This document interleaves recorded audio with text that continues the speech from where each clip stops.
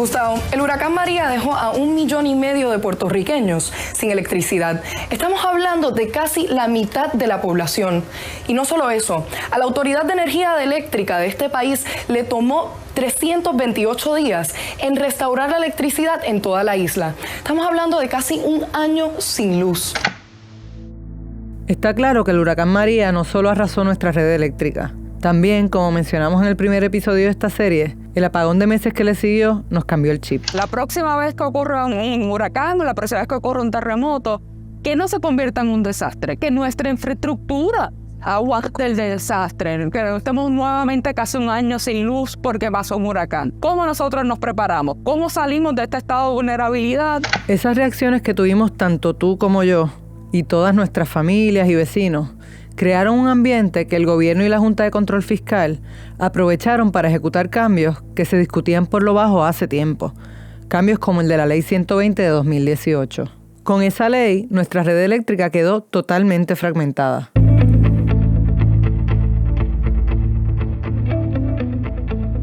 Por un lado, está todavía la Autoridad de Energía Eléctrica, que sigue siendo la dueña de los cables, postes, plantas de generación y responsable de la deuda que acumuló con bonistas y pensionados.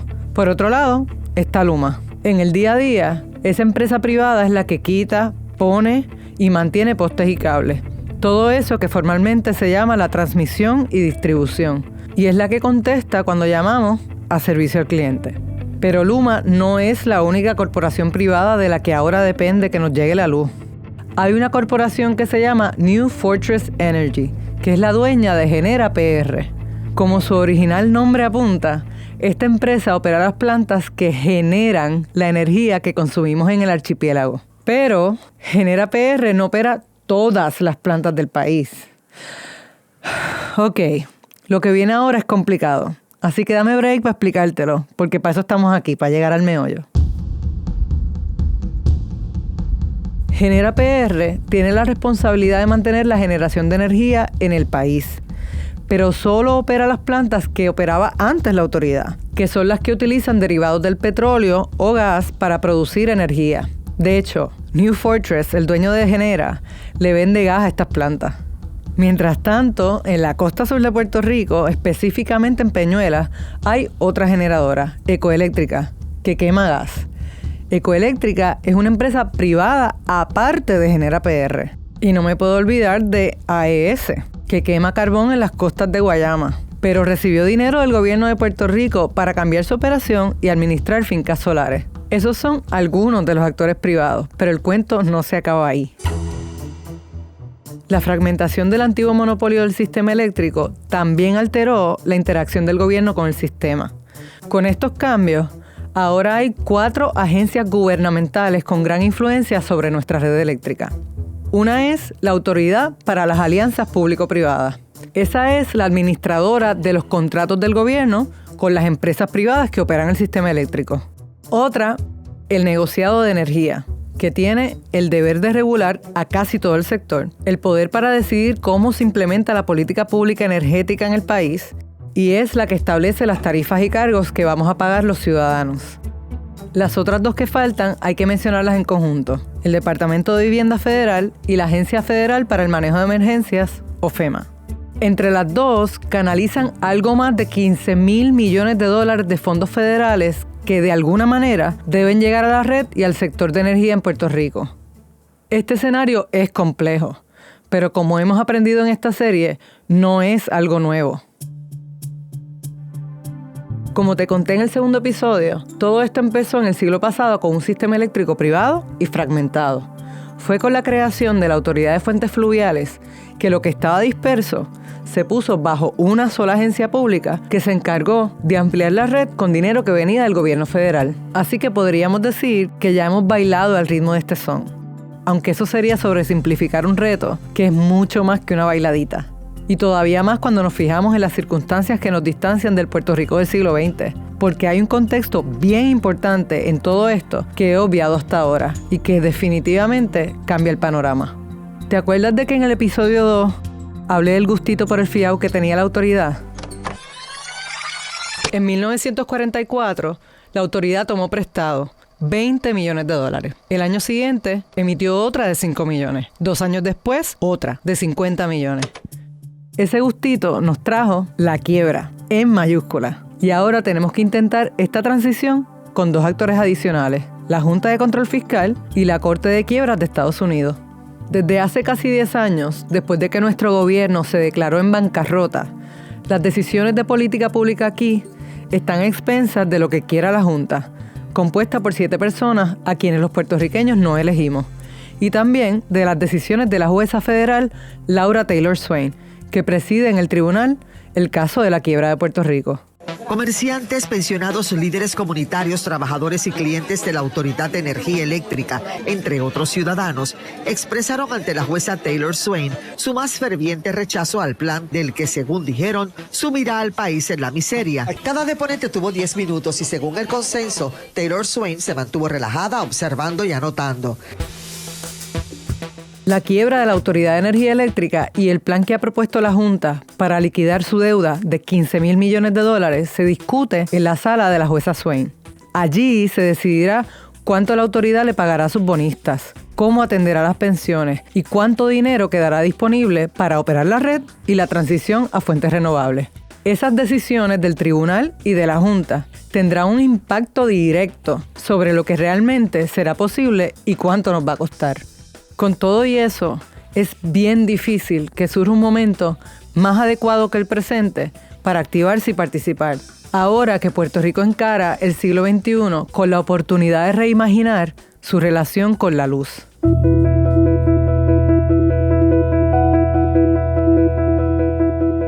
Soy Laura Noemí Pérez y en el episodio final de esta temporada del Meollo vamos a explorar las maneras en las que podemos participar en la discusión del futuro de nuestra red eléctrica. Nosotros estamos reelectrificando el país, lo estamos haciendo a pesar del gobierno. Ya hay más de 110,000 sistemas solares fotovoltaicos en techos, la inmensa mayoría de esos tienen baterías. Esto no para, se están instalando, la razón a la que se instalan cada día aumenta más. Pero eso no pasa natural como la lluvia, ni crece como el moribibí. Eso hay que organizarlo. Para el profesor de la Universidad de Puerto Rico en Mayagüez, Agustín Irizarry Rivera, los sacrificios de muchas familias para instalar placas solares y baterías después del huracán María son el comienzo de otra cosa.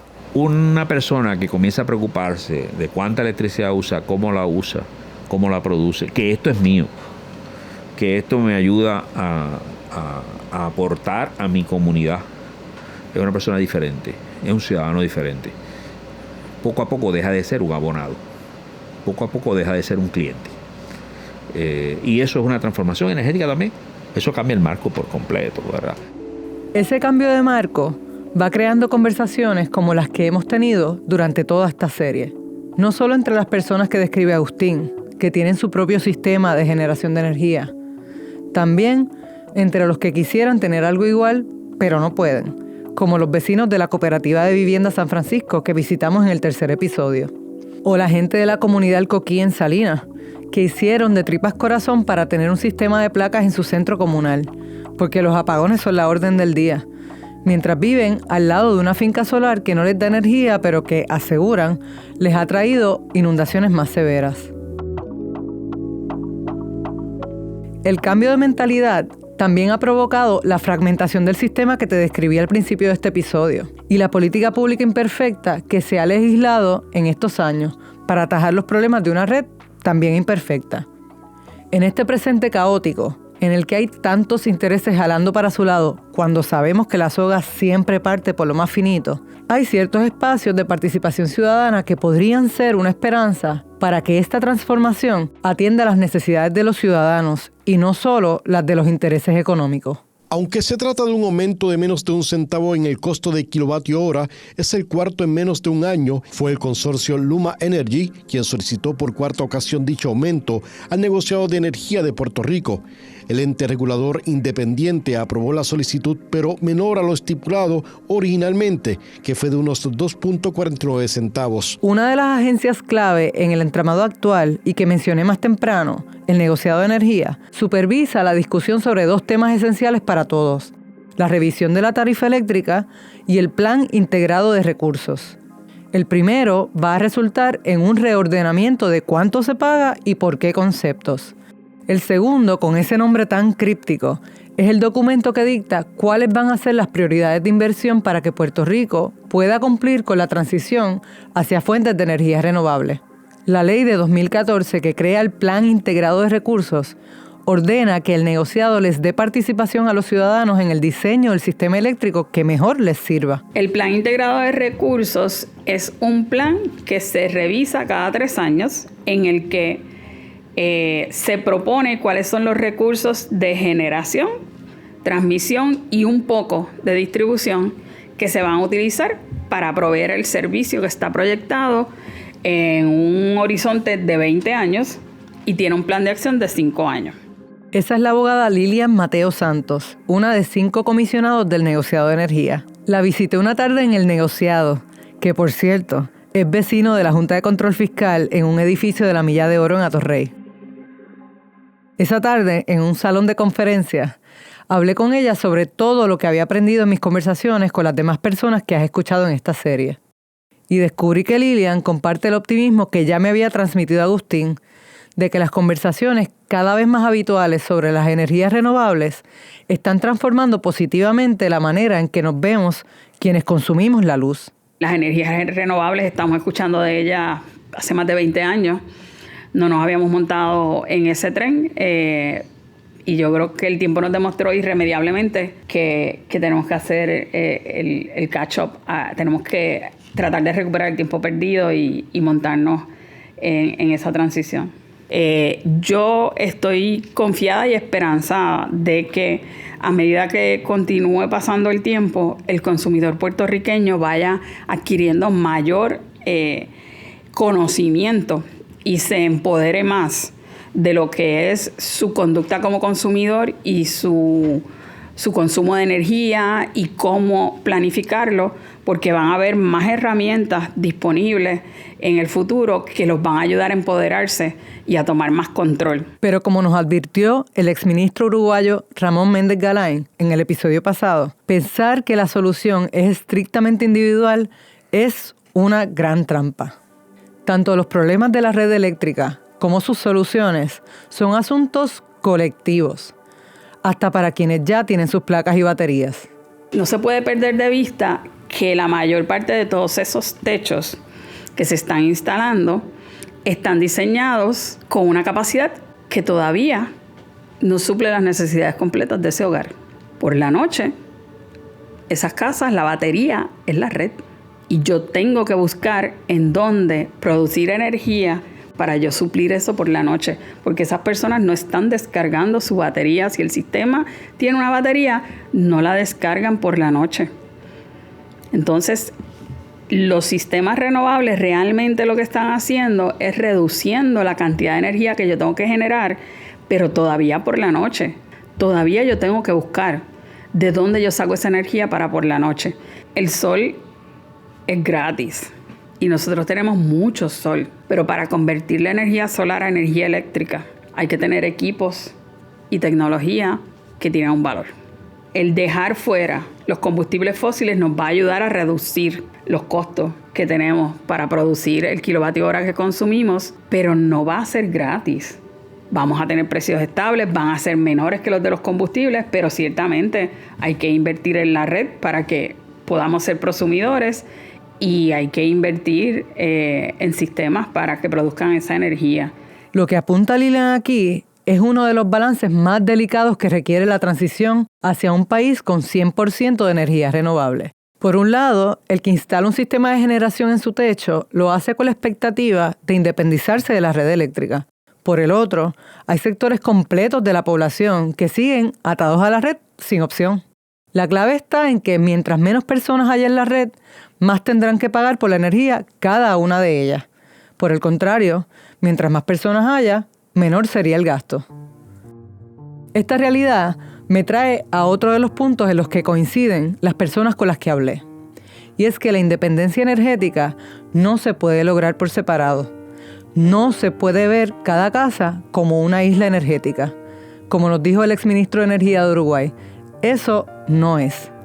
El término de autonomía y de autosuficiencia energética es un término jurisdiccional, en el sentido que si Puerto Rico llega a ser 100% renovable, no va a depender de energía externa. Ese es el ingeniero Tomás Torres Placa. Fue representante del consumidor en la Junta de Gobierno de la Autoridad de Energía Eléctrica y está ligado a la discusión de la transformación de la red desde hace años. No va a depender de que venga el barco con gas natural, no va a depender de que venga el barco con petróleo, no va a depender de que venga el barco con carbón, pero de que tenemos que estar interconectados para nosotros compartir la energía que producimos y hacer un sistema resiliente, hombro con hombro, ayudarnos en esa resiliencia. Eso se hace a través de una red y tenemos que estar entrelazados en esa red y operar esa red conlleva unos costos y es importante que eso se entienda, si no el sistema colapsa. Tomás no duda en enfatizar que esos costos no son poca cosa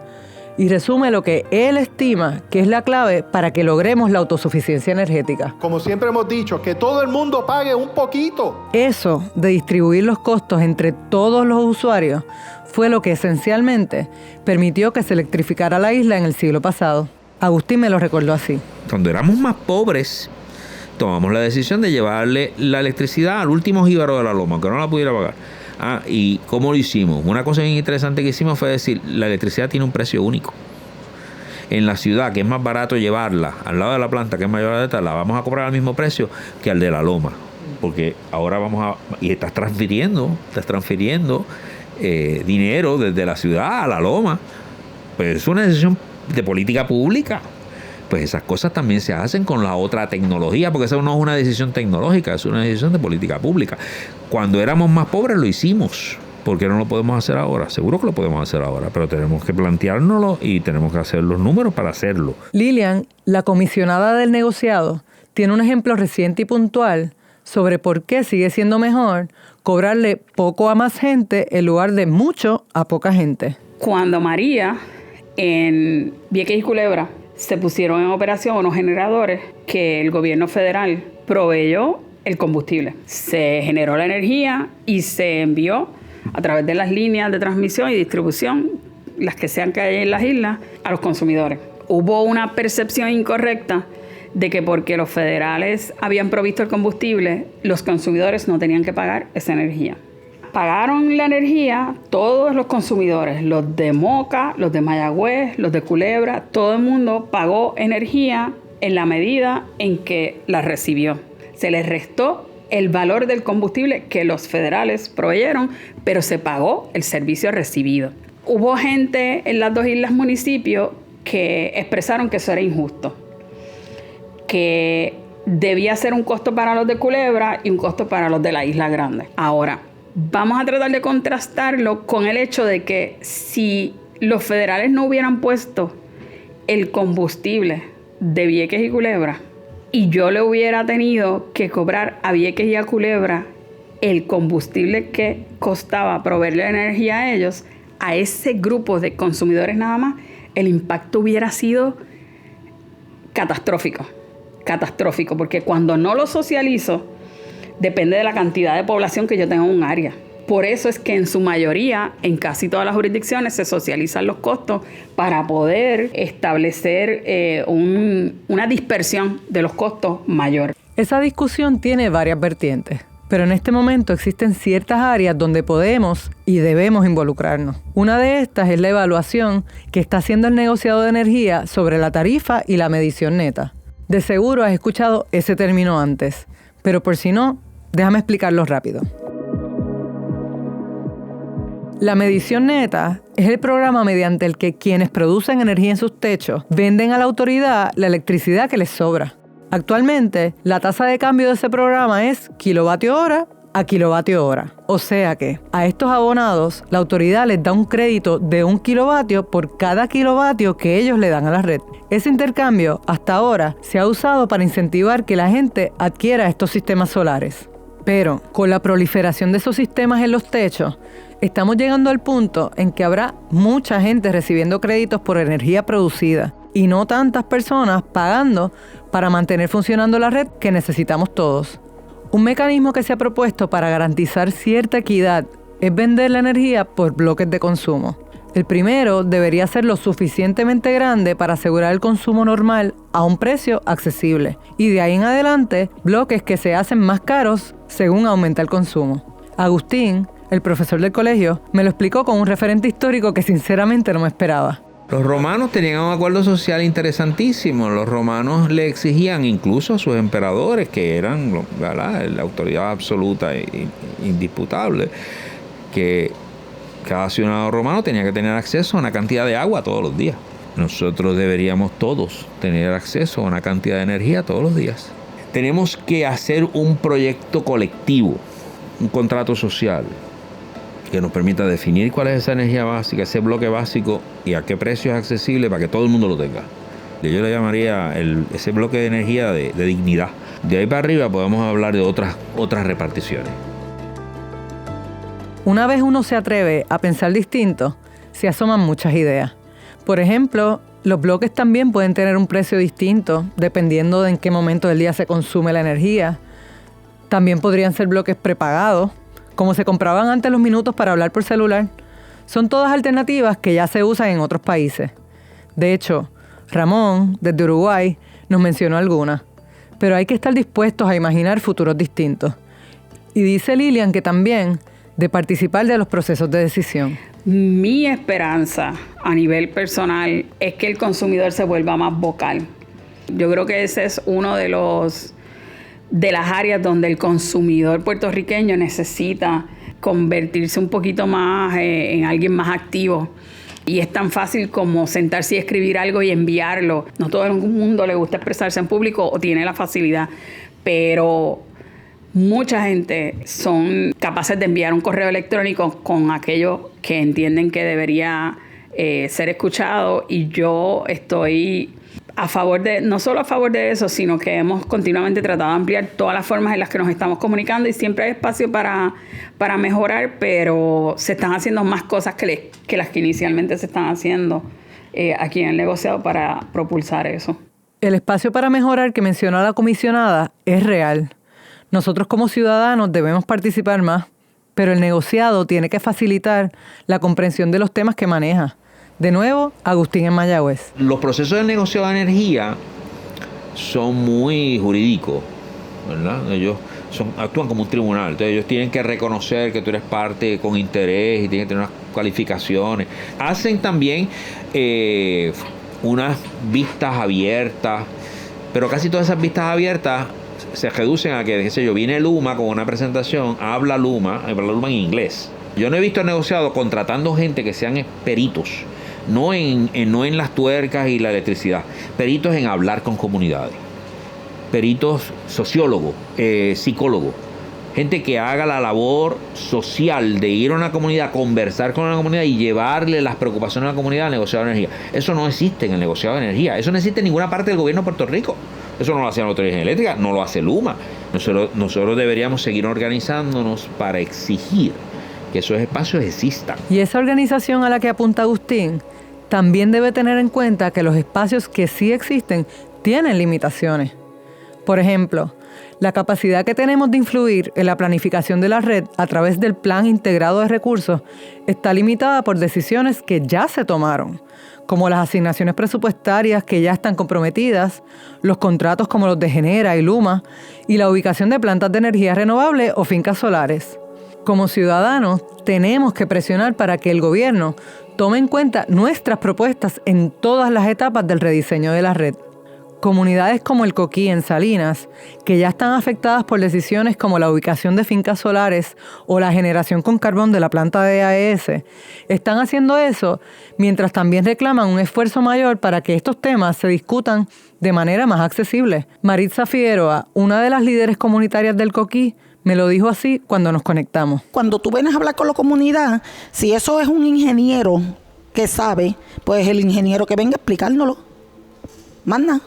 Porque digo, nosotros no tenemos que ir a la escuela de ingeniería a entenderlo. Vienen y nos los hablan en ajo de habichuela. Y en boricua, en puertorriqueño ahí, como es, y nosotros lo vamos a entender. Porque nosotros somos pobres, no somos analfabetas. En la transición hacia la energía renovable, las preguntas sobre las que hay que actuar se acumulan. En nuestras conversaciones surgieron muchísimas interrogantes. Por ejemplo, ¿cómo vamos a integrar los carros eléctricos y su creciente demanda de energía? ¿Cuál es la estrategia para manejar los desperdicios que ya está produciendo esta industria incipiente? ¿Qué hay de la dependencia de productos como las placas solares que se construyen con minerales que tampoco son infinitos? ¿Cómo se hace una buena revisión de la tarifa? ¿Cómo se crean microredes efectivas? ¿Cómo se aprovechan mejor los fondos federales? Y ni hablar de otras ideas que cada participante fue sugiriendo, como tirar un cable entre Puerto Rico y República Dominicana para crear una red antillana, o activar las baterías en los hogares como si fueran una gran planta de emergencia para todo el sistema. Estas preguntas y estas ideas, todas, están ahora mismo sobre la mesa. Asegurémonos entonces de que haya una silla para cada uno de nosotros, que a esa mesa nos sentemos todos en igualdad de condiciones y que lo que nos sirvan sea sabroso, justo y beneficioso para todos los ciudadanos. Los cambios tecnológicos te pueden permitir repotenciar cosas si las piensas de otra manera, ¿verdad? Si las piensas de otra manera. Yo veo oportunidades interesantes para Puerto Rico desde el punto de vista de otros desarrollos. Quizás no vamos a hacer las mismas cosas, pero vamos a hacer cosas. O sea, Puerto Rico es una potencia solar. Y tenemos que descubrir cómo aprovechamos ese recurso, ¿verdad? Y cómo la utilización de ese recurso nos va a llevar a donde queremos llegar. Pero primero tenemos que poner de acuerdo para dónde vamos.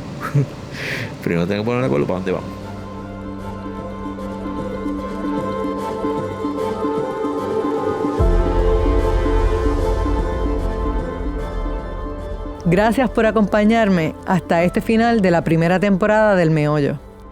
En el portal elmeollo.org encontrarás información de referencia y enlaces con las fechas y procesos pendientes relacionados con la transición energética para que puedas participar.